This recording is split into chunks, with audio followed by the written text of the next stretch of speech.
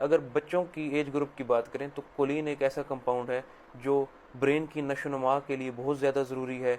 इसके अलावा अगर ब्लड फ्लो की बात करें तो उसमें कोलिन का एक इम्पॉर्टेंट रोल है। ब्लड फ्लो को ये बहुत अच्छे से मेंटेन करने में भी अपना रोल प्ले करती है।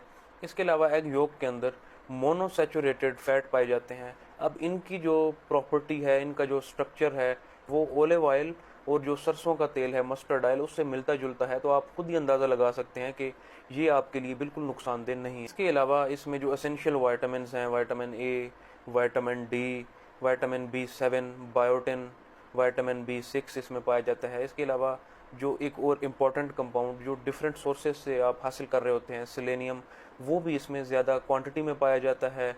आयरन भी इसमें पाया जाता है। तो आप खुद इस चीज़ का अंदाज़ा लगा सकते हैं कि आपकी सेहत के लिए एग का इंटेक कितना ज़रूरी है, और आप इस चीज़ को भी इंश्योर कर सकते हैं कि ये एक हेल्दी हैबिट है।